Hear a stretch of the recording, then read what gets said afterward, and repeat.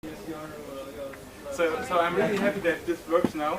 I have the honor of actually like having the talk that says, okay, how to start using the radio with something that I want to do myself and not only reproduce something that someone else built somewhere. So topic of my talk is from 0 to 60 Hz in 30 minutes. I guess we're going to do it in 15. This is going to be fun, I hope. I have a small demo on here, so maybe this will work out. So what I am is an electrical engineer, which means that in practice nothing works. In practice there's nothing you can do. You have your tools, you have your problem, you analyze your problem, you apply your tool, you implement a solution, and then it's just like improvement by iteration. So in the end, you go from I have my tools, I have my problem, I have my solution. And in reality, it's usually less of the kind, especially with the radio, which is kind of the thing that I'm here for. The reality is, yeah, you get your tools ready, then you fix the bugs in the installer of your tools, then you familiarize with your tools, and then you really understand your problem again, and then you get coffee for the third time today, and in the end, it all takes a long time to actually get a system running, but that's really how like how engineering works. So rough structure is this was my intro. Then I'm gonna quickly go over how to actually get the radio because, as Daniel said, it's a package and it's available for most distros, but there's caveats, and then I'm gonna go about how to really like go and solve an actual problem by designing your own radio application, and if there's nothing that is already there to solve your problem, how to build your own tools with the radio. So getting the radio is a little bit challenging often because well, GNU Radio is a relatively big project and it does a lot of DSP stuff and it has visualization, so we got a lot of dependencies. In fact, those are just like really short excerpt, and there's a few of my favorites in there. Everyone remembers Rift, like the only project in the world that I don't know anyone who actually built the full configure, include all of this features thing. And there's really a lot of problems just getting the right dependencies on many of our operating systems. Then, of course, it's like we're trying to be cross-platform, which means we support Linux, and that means look in all the right places for the different distros. We also have a lot of people that do their work on OS X, so this is a pretty popular platform, and it's pretty well supported in our community. And then we have Windows, which is also a popular platform, but not really a well-supported platform yet, I'd say. We have Geoff, who actually works a lot on that, but it's kind of like Windows development feels strange to a lot of us, to say the least. And also all the facts that in Windows development, like, you can't be sure that headers are somewhere user include or somewhere similar. It's like really strange, and it's making it hard for us. But it's a work in progress, so if you want to help with that, that would be awesome. I'm pretty sure that we can use a lot of help with that. So what's also changing is that, the radio is a software development tool kit kind of thing. So you might want to like take a deep dive, like the gentleman who asked about a textbook might actually want to like develop a feature with GNU Radio, actually fiddling with the interior workings, and not mess up his like the bread bringer GNU Radio that he uses to like do his SDR work for his employer. So this is a really often encountered problem, that you actually want to have different environments on your same computer and not always spin up a virtual machine just to like try a different version of something. Well, obviously the optimal solution for installing GNU Radio is like use your distro. Well, the distro managers, they usually, the maintainers, their job and their dedication is actually like to figure out how to build software in a way that they can package it, and they always include the right dependencies, and you never end up with something that doesn't work with the version of the library that's installed. So if you can, obviously you normally use a distro package. And the reality is, like, GNU Radio is not only one project, it's like GNU Radio, and then there's the ecosystem with a lot of people actually just write an out-of-tree module, write software that uses GNU Radio, and is maybe very useful for someone else, but it's not realistic that they're gonna end up writing like a package for Debian, for Fedora, for Red Hat, for whatever. That's really not the case in the normal sense. So the only thing that we can do is make that easy, and also have some mechanism to install that. And of course, like, if you want to have GNU Radio with control for some reason, you need first in a recent version, and you just won't get that on most distros today. It's like not very probable that it comes with that right version. And all the versions are broken, but that doesn't change the fact that Red Hat can't go back in history and just ship a newer version. And so here you are with that problem. And also, like, obviously, this is an open source developers meeting, so everyone wants to look at the code and build it themselves. I mean, aside from Gentoo people, that's really nice for if you want to look into something. Enter PyBombs. PyBombs is our, I always forget the full acronym, so this is our Python build overlay managed bundle system, which takes the job of knowing how to install dependencies, knowing what dependency a package, including GNU Radio, has. It knows how to install it using your distro's standard ways, or it knows how to build them from source if there is no standard ways, or you ask it to build from source. So this is really a nice tool. You can think of it as something that actually like just takes the burden of going to the website, knowing the Git repo that you have to clone, knowing how to call configure, knowing how to call make or a cmake or whatever, and installs it into a prefix. And this is really interesting. A prefix is a directory where you put your stuff, and you just like point your runtime library linker, and you point your path in there, and suddenly stuff is there, and you can execute whatever GNU Radio companion, and it works. And if you don't set the variables, your Linux system or your OS X system just doesn't know that like there's other libraries in there, and it doesn't ever interfere with operation of your normal system.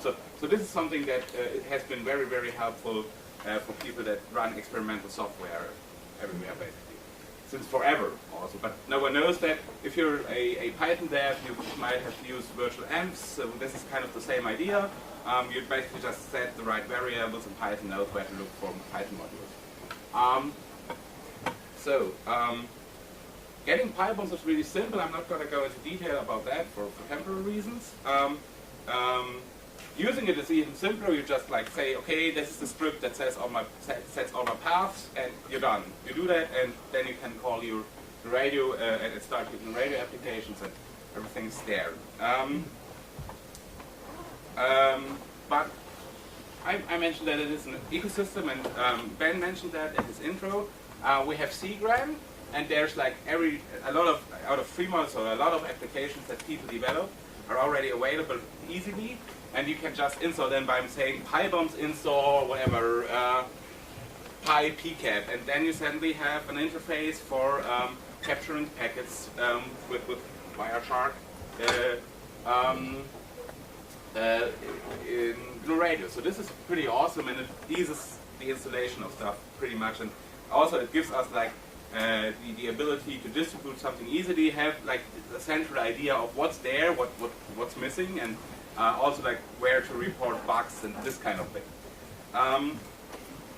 So this is a chapter break. I should have marked that more clearly. We're coming to the part where we actually go from, okay, we have GNU Radio, we have ways to install it. We have the idea that GNU Radio is some kind of, 5 minutes, some kind of signal processing system. But how do we get from these abstract ideas to an actual implementation? And so what I did is I looked at a simple like physical radio receiver, and that's what we often think about it. It's a chain. It's a chain of, there's an antenna, there's an amplifier, there's filters, there's mixers, there's an analog to digital converter, there's a digital PLL, so in my car radio, whatever, something logs onto the channel I want to receive. Then there's the FM demodulator, an equalizer so it doesn't sound as shitty. And then there's like the digital to analog converter that goes into my microphone, loudspeaker amplifier, and then there's the loudspeaker. And so this is my whole system, and this is how I want to understand it and how I want to represent it in the end in my software that I'm going to write, because, you know, software-defined radio. If you translate that into GNU Radio, then it looks kind of like this. I'm going to jump back to the last slide a couple of times. So we have the USP source or the RTL FDM source, or usually you just use the Osmocom source, which is like, yes, this guy wrote that, so which covers a lot of hardware receivers, and that has the job of like that encapsulates the hardware interface, which usually ends here. So this is all encapsulated by hardware source, and so the next thing they do is like the carrier tracking. Then we have the FM demo. This maps one-to-one to like the logical blocks that you have in mind when you're designing that system. Okay, then you have, I built like an equalizer that I could explain in 4 or 5 sentences. Like we have three bandpass filters, and everyone covers another part of the audio band. Everyone has a different gain, and we end up with, and we add them back up, so we can like change the amplitude of like the bass, the medium tones, the high tones, and then we just feed it into our audio sync, which is like everything that the sound card and everything behind that does. So this is like theory of software defined of your system converted to practice in less than 2 minutes. I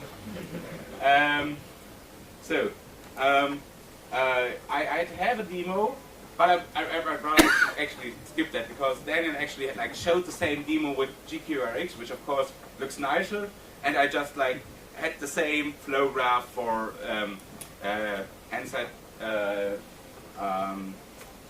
radio, so that works. So this is my whole flow graph that works, and it looks like that after you click together this. So you can build an application that actually like receives the whole FM band by clicking together this in the GNU Radio Companion, which is kind of awesome. Because if you understand what you want to do, then getting from here to there is really like 5 minutes of work.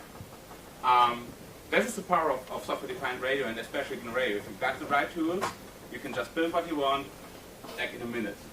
So, but I have a minute left, so I'd like to point out that it's not always the case. We don't always have the tools.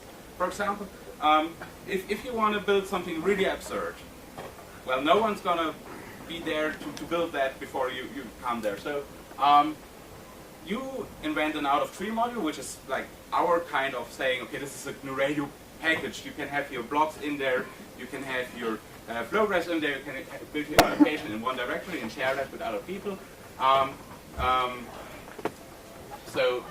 You build your GNU Radio package, and that's really easy. There we have tools, this GNU Radio mod tool, which is meant to like build modules. You just add a new tool, and my example for that is you can actually like build. I thought, okay, what's absurd, and I said, okay, let's do a speaking clock that says, okay, at the next beep, it's whatever, too late. Your time is over. How to do that? Okay, I'm lazy. I'm just going to use something existing and write a Python block, because you can write GNU Radio blocks in C++ with Python, and because I'm lazy, obviously I'm going to go for Python. And why do I do that? Okay, we're going to skip that point. And how should it look like? It's really like, I have a clock, and it just says, at the next beat, it's so and so. And actually, what I did then is like, okay, I make a new module, so new mod speaking clock. So, okay, I get that new module, now I change it to a directory, I add a new block, I say it should be Python, and then I add the functionality, which is like 8 lines of code at the right place. Do you have a demo now? Yeah. Okay, so we can do that. We will have to skip Q&A because I want to see the demo. And sure. I'm just gonna say like we have to let people out of the room, like more than we can let in. So I'm gonna walk over there and be about. So the demo is really short. We can do that actually while people. No, we can. Go ahead. Okay. Dr. Brown says so. Here we go.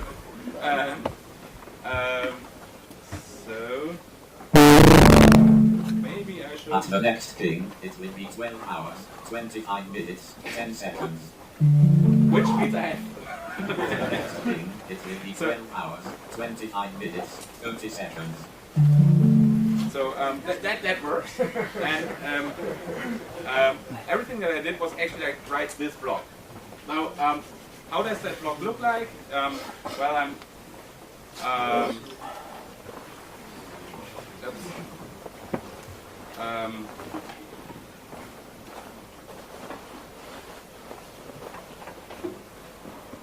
So it's the utmost ugly code that I could come up yesterday night. So it actually like it's a state machine that says, okay, am I currently emitting samples? Am I waiting for the next time to say ding ding ding? Or am I currently speaking? And then it just like plays the ding ding ding song, or wait.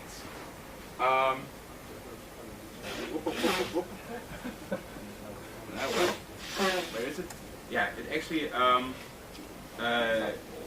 generates the voice for the next second while I'm waiting for it, and does that by calling espeak on the command line. So this is the most stupid way to do this, but it actually worked. And it was like 20 lines of Python, and I put it into different things because I wanted to have time command, but in the end,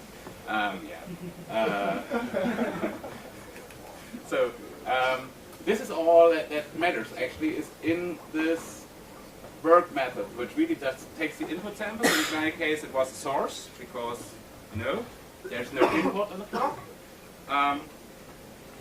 Then it generates output items, and I write with items whatever I want to generate, and that's how you write radio blocks basically. So this was a really, really, really short intro to on writing radio blocks. I'd actually rather have a little bit of Q&A, so I'm gonna contradict Dr. Brown here. Okay, you have 1 minute, and people can start leaving the room while you do. Yeah, exactly.